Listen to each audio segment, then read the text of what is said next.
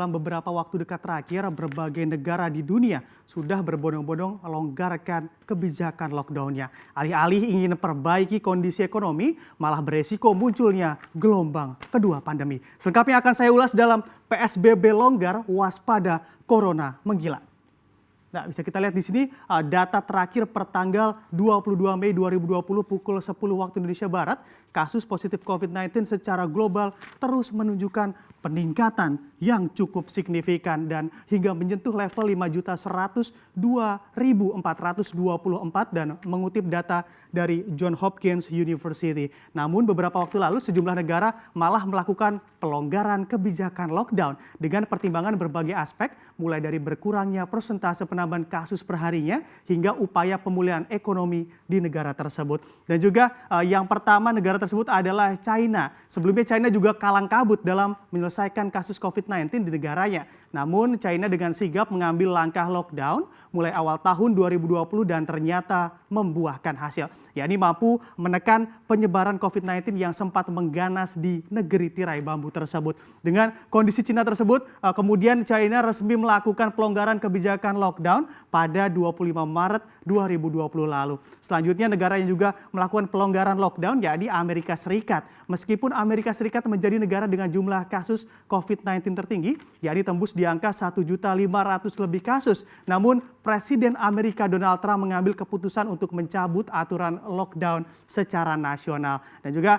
pelonggaran lockdown tersebut diketahui bertujuan untuk membuka kembali jalannya ekonomi Amerika Serikat yang sebagian besar telah ditutup saat pandemi COVID-19. Dan pelonggaran lockdown di Amerika sudah berlangsung di awal bulan Mei 2020, sedangkan Trump sendiri menyatakan kebijakan lockdown pada pertengahan Maret 2020 lalu saat Amerika diserang habis oleh wabah COVID-19 ini. Dan selain itu, negara juga ikut melonggarkan kebijakan lockdown, yaitu ada Jerman yang juga ikut melakukan pelonggaran atau relaksasi dari kebijakan lockdown. Pada April 2020 lalu, Jerman resmi mempublikasikan terkait pelonggaran kebijakan lockdown. Keputusan tersebut juga didukung oleh diperbolehkannya kembali toko maupun tempat perbelanjaan di berbagai kota negeri panser tersebut. Namun untuk kunjungan wisatawan mancanegara, begitu khususnya dari yang di luar dari Jerman, masih dilarang hingga 14 Juni 2020.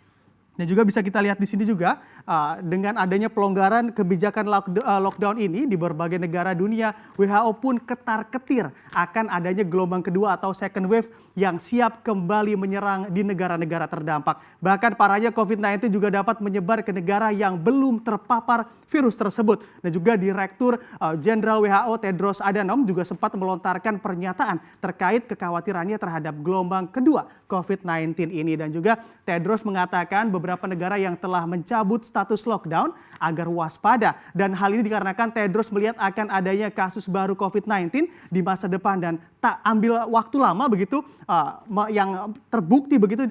Benar saja beberapa negara mulai melaporkan kasus barunya dan juga kasus baru ini mulai muncul di negara mereka. Yang pertama adalah negara China. Pemerintah China kembali mengkonfirmasi 17 kasus baru terkait COVID-19 per tanggal 10 Mei 2020 lalu. Bila dilihat datanya, kondisi ini juga menjadi peningkatan kasus baru harian tertinggi China sejak 28 April lalu. 5 di antara kasus tersebut yakni terjadi di kota Wuhan, tempat wabah COVID-19 pertama kali menyebar. Sementara 7 dari 17 kasus baru tersebut diketahui berasal dari kasus yang diimpor oleh wisatawan Mongolia yang datang ke China begitu setelah akses keluar masuk China dibuka kembali. Dari kondisi ini pula dapat digarisbawahi China terkena resiko lanjutan ataupun gelombang kedua yang ditimbulkan oleh COVID-19.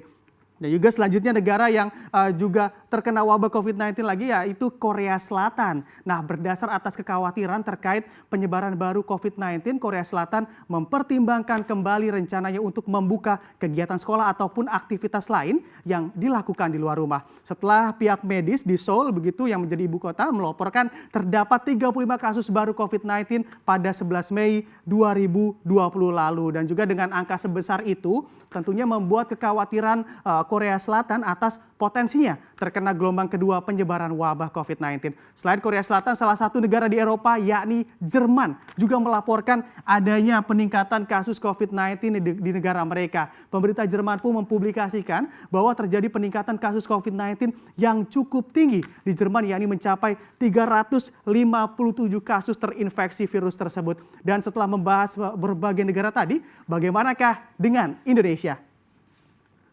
Nah, bisa kita lihat di sini memang kurvanya begitu selalu meningkat, angka peningkatannya per hari. Bahkan di 21 Mei terjadi peningkatan yang membuat rekor begitu tertinggi di angka 973 kasus. Dan juga bahkan per tanggal 22 Mei 2020 pukul 10 waktu Indonesia Barat, Johns Hopkins University merilis data jumlah kasus COVID-19 di Indonesia mencapai level 20.162 kasus. Dan dengan kondisi ini, pemerintah Indonesia juga mengupayakan untuk menjalankan new normal atau kenormalan baru di tengah pandemi COVID-19. Bahkan Presiden Jokowi juga telah memberi arahan begitu kepada para menteri untuk mengkaji pelonggaran PSBB sebelum menjalankan new normal bagi seluruh masyarakat Indonesia. Diketahui pelonggaran PSBB ini juga bertujuan untuk memulihkan perekonomian serta produktivitas masyarakat di tengah serangan pandemi COVID-19.